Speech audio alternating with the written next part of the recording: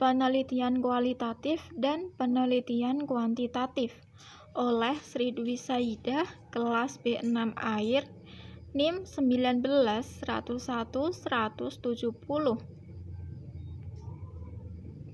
Langsung saja kita ke pembahasan yang pertama, yaitu penelitian kualitatif. Kapan penelitian kualitatif digunakan? Penelitian kualitatif digunakan pada saat peneliti menemukan masalah dalam penelitian yang belum jelas, memahami makna di balik realitas, memahami interaksi sosial, memahami perasaan, mengembangkan teori, memastikan kebenaran data, dan meneliti sejarah perkembangan. Di sini, penelitian kualitatif tepat untuk bagi seorang yang mempunyai karakteristik ekstrovert atau mudah bergaul dengan orang banyak. Penelitian kualitatif sendiri muncul setelah penelitian kuantitatif. Muncul setelah maraknya kajian tentang antropologi budaya.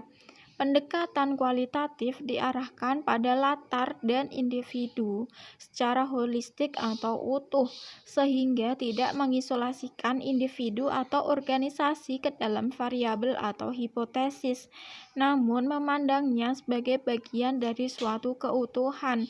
Penelitian kualitatif ini bersifat artistik, karena proses penelitian bersifat seni atau kurang terpola. Selanjutnya, pengertian penelitian kualitatif. Penelitian kualitatif merupakan penelitian yang berusaha memaknai atau menafsirkan fenomena dalam sudut pandang makna-makna yang diberikan masyarakat. Hal itu dikemukakan oleh Densim dan Lincoln. Penelitian kualitatif bertujuan untuk memahami realitas sosial, yaitu melihat dunia dari apa adanya, bukan dunia yang seharusnya, dan dilakukan pada kondisi alamiah dan bersifat penemuan. Jadi penelitian kualitatif ini tidak bersifat rekayasa atau buatan.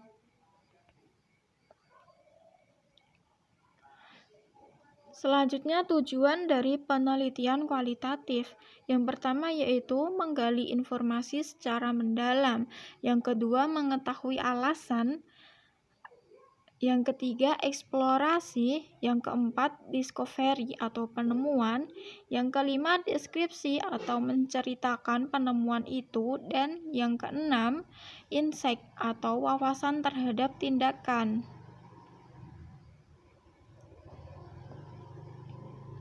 Pendekatan penelitian kualitatif itu ada 5.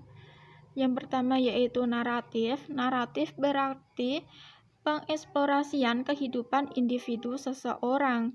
Dalam studi ini berfokus pada narasi, cerita, atau deskripsi tentang serangkaian peristiwa yang terkait dengan pengalaman manusia.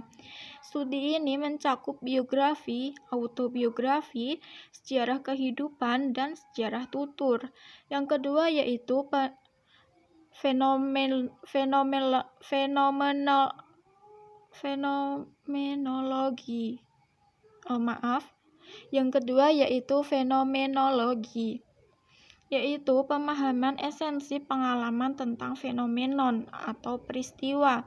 Pada studi ini berusaha mencari esensi makna dari suatu fenomena yang dialami oleh beberapa individu.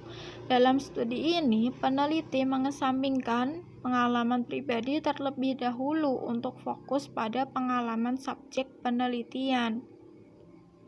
Yang ketiga yaitu grounded theory. Grounded theory memiliki arti pengembangan suatu teori dari bawah dengan data lapangan. Dalam studi ini berusaha melakukan analisis abstrak terhadap suatu fenomena dengan maksud analisis ini akan menciptakan teori tertentu atau teori baru yang dapat menjelaskan fenomena secara spesifik. Yang keempat yaitu etnografi, artinya pemaparan dan penafsiran satu kelompok sosial dan budaya.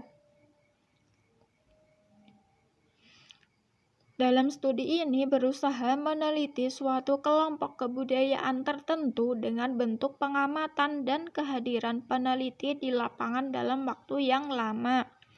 Artinya di sini peneliti terjun langsung ke lapangan dan berbaur dengan kelompok budaya dan sosial yang ditelitinya.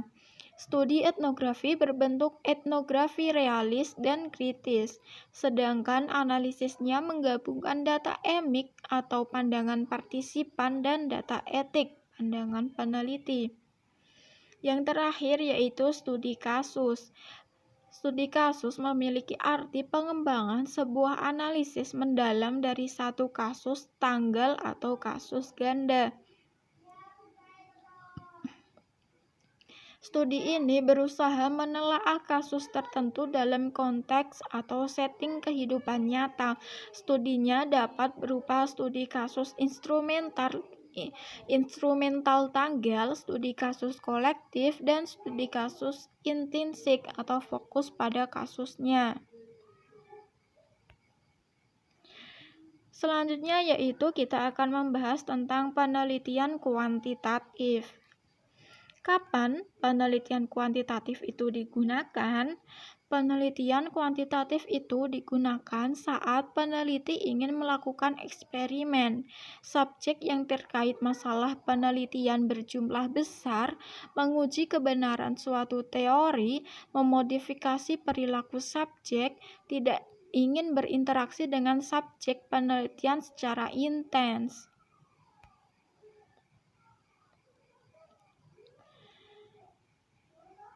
Penelitian kuantitatif sendiri merupakan suatu proses menemukan pengetahuan yang menggunakan data yang berupa angka yang digunakan sebagai alat untuk menganalisis keterangan mengenai apa yang ingin diketahui. Hal itu dikemukakan oleh Kasiram. Pendekatan kualitatif mementingkan adanya variabel-variabel sebagai objek penelitian dan variabel-variabel tersebut harus didefinisikan dalam bentuk operasionalisasi variabel masing-masing. Penelitian kuantitatif sendiri memiliki beberapa tujuan. Yang pertama yaitu menguji teori dan memverifikasi teori. Yang kedua yaitu eksplanasi. Eksplanasi sendiri memiliki arti menjelaskan mengenai proses terjadinya suatu peristiwa.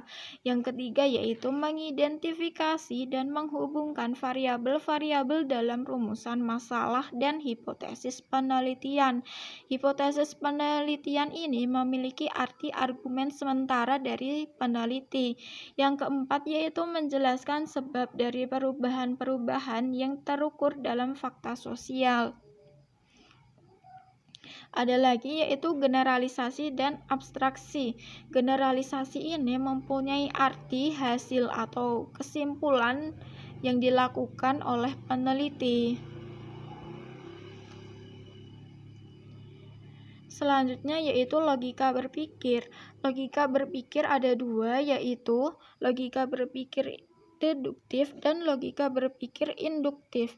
Di mana logika berpikir deduktif itu cara berpikir dari pernyataan yang bersifat umum, lalu ditarik kesimpulan yang bersifat khusus. Penarikan kesimpulan biasanya menggunakan pola pikir silogisme atau pola pikir yang disusun dari dua buah pernyataan, yaitu pernyataan premis mayor dan minor, dan sebuah kesimpulan. Sedangkan logika induktif yaitu cara berpikir di mana ditarik suatu kesimpulan yang bersifat umum dari berbagai kasus yang bersifat individual.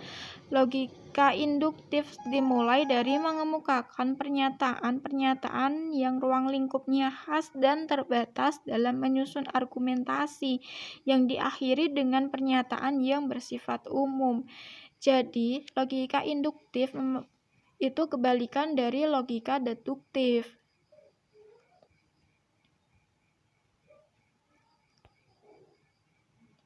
Desain penelitian kuantitatif itu ada dua, yang pertama eksperimen dan non-eksperimen. Eksperimen mempunyai 4 desain, yaitu pra-eksperimental, eksperimental sebenarnya, eksperimental semu, dan desain faktorial.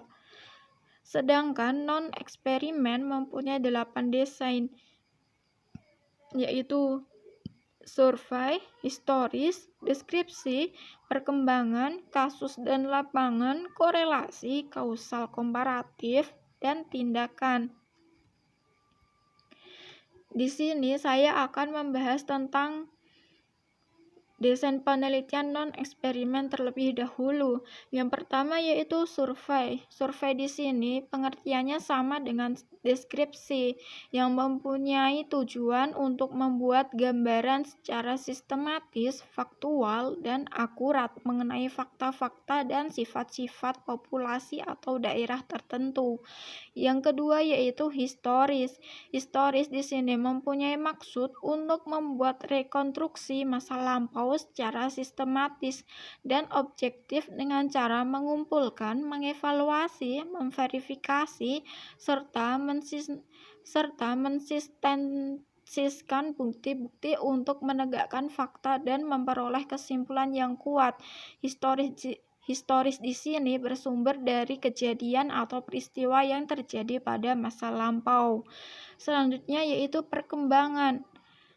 Desain perkembangan di sini bertujuan untuk menyelidiki pola dan urutan pertumbuhan atau perubahan sebagai fungsi waktu. Yang kelima yaitu kasus dan lapangan. Kasus dan lapangan ini bertujuan untuk mempelajari secara intensif mengenai latar belakang keadaan sekarang dan interaksi lingkungan suatu unit sosial, yaitu individu, kelompok, institusi, dan masyarakat. Selanjutnya yaitu desain korelasi. Desain korelasi ini bermaksud untuk menyelidiki besarnya korelasi antara variasi-variasi dalam suatu faktor dengan variasi-variasi dalam satu atau lebih faktor lainnya berdasarkan pada koefisien korelasi. Yang ketujuh yaitu kausal komparatif. Desain ini bermaksud untuk menyelidiki kemungkinan hubungan sebab akibat melalui pengamatan terhadap akibat yang telah ada dan meneliti kembali faktor-faktor penyebab dari sumber yang dapat dipercaya. Hal ini sangat kontras dengan metode eksperimental yang mengumpulkan data melalui pengontrolan kondisi-kondisi pada waktu itu atau penelitian yang sedang berlangsung. Dan yang terakhir yaitu desain tindakan. Desain tindakan ini dimaksudkan untuk mengembangkan keterampilan-keterampilan atau pendekatan-pendekatan baru dan untuk memecahkan masalah-masalah dengan penerapan langsung di kelas atau dunia kerja. Yang kedua, kita akan membahas tentang desain penelitian eksperimen. Yang pertama yaitu desain pra-eksperimen. Desain ini menggunakan desain penelitian eksperimental pada umumnya, namun tidak menggunakan kelompok kontrol. Desain ini terdiri dari 3 bentuk. Yang pertama yaitu studi kasus tembakan atau post-test. Dalam desain ini tidak ada observasi dilakukan setelah adanya tindakan perlakuan terhadap sampel, seperti yang digambarkan pada X01. X di sini melambangkan perlakuan khusus dan 01 ini melambangkan hasil. Selanjutnya yaitu desain satu grup pretest dan post-test, yaitu peneliti sebelumnya memberikan pretest kepada kelompok yang akan diberikan perlakuan. Kemudian peneliti melakukan observasi setelah melakukan perlakuan. Di sini dilambangkan dengan 01 X02, di mana 01 ini artinya observasi yang dilakukan sebelum diberi perlakuan, dan X di sini melambangkan perlakuan yang diberikan, dan 02 ini observasi yang dilakukan setelah diberi perlakuan. Selanjutnya yaitu desain kelompok tunggal dengan rangkaian waktu, di mana ada dua kelompok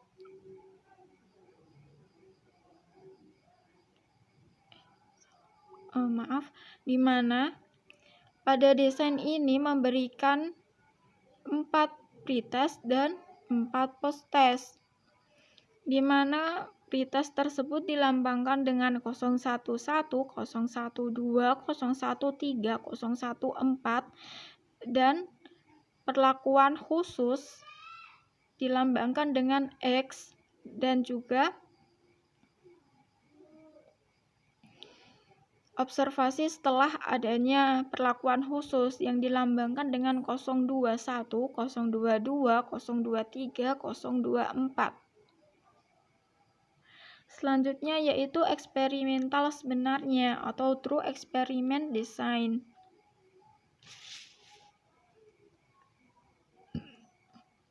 Desain ini menggunakan desain penelitian eksperimental pada umumnya dengan bentuk kelompok eksperimen dan kelompok kontrol. Desain ini juga terdiri dari 3 bentuk desain. Bedanya, kalau desain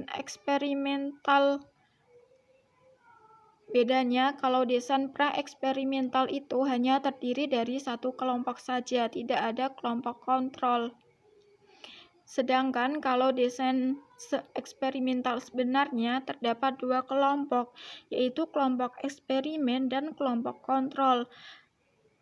Langsung saja ke bentuk, yaitu desain kelompok kontrol pretest dan posttest. Pada kelompok pertama, yaitu kelompok eksperimen, dilambangkan dengan R01X02, di mana R ini mempunyai arti pengambilan kelompok yang dilakukan secara random atau acak. 01 ini berarti observasi sebelum diberi perlakuan, dan X ini perlakuan, dan 02 ini observasi setelah diberi perlakuan. Pada kelompok kedua, yaitu kelompok kontrol, dilambangkan dengan R0102. R ini sama, yaitu pemilihan kelompok secara random atau acak. 01 artinya observasi yang dilakukan sebelum adanya penelitian, dan 02 ini observasi setelah adanya penelitian. Bedanya pada desain penelitian eksperimental ini yaitu pada desain ini kelompok eksperimen itu diberi perlakuan dan kelompok kontrol itu tidak diberi perlakuan. Yang kedua yaitu desain kelompok kontrol hanya post-test, yang artinya di mana observasi dilakukan setelah pemberian perlakuan atau setelah adanya penelitian. Yang ketiga yaitu desain Solomon 4 kelompok, di mana desain ini terdiri dari 4 kelompok, dan 2 kelompok lainnya diberi perlakuan dan 2 kelompok lainnya tidak diberi perlakuan.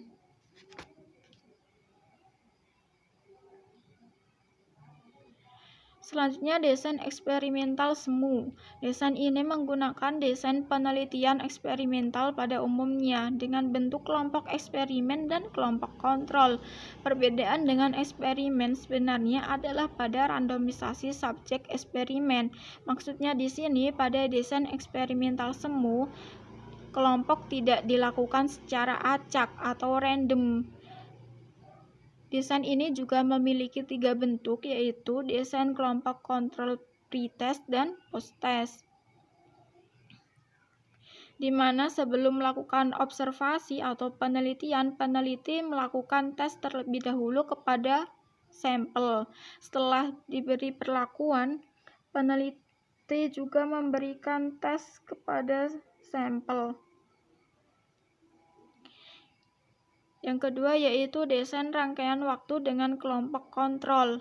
Yang ketiga yaitu desain counterbalance. Yang terakhir yaitu desain faktorial. Desain ini melibatkan dua atau lebih variabel bebas dan sekurangnya satu yang diatur atau ditentukan oleh peneliti. Desain ini merupakan elaborasi dari desain eksperimen sebenarnya. Istilah faktorial mengacu pada fakta bahwa desain tersebut melibatkan beberapa faktor. Setiap faktor memiliki dua atau lebih tingkatan, seperti faktor metode pengajaran memiliki dua tingkatan karena memiliki dua jenis pengajaran, misalnya yaitu 90 menit dan 80 menit. Rumusan X1 T1, X2 T2, X3 T3, X4 T4. Contoh, kelompok X1 sistem pengajaran modul 90 menit, kelompok X2 sistem pengajaran modul 80 menit, kelompok S3 pengajaran berprogram 90 menit dan kelompok X4 pengajaran berprogram 80 menit. Sekian penjelasan yang dapat saya sampaikan. Bila ada salah kata, saya meminta maaf yang sebesar-besarnya. Wabillahi taufik wal hidayah. Wassalamualaikum warahmatullahi wabarakatuh. Terima kasih.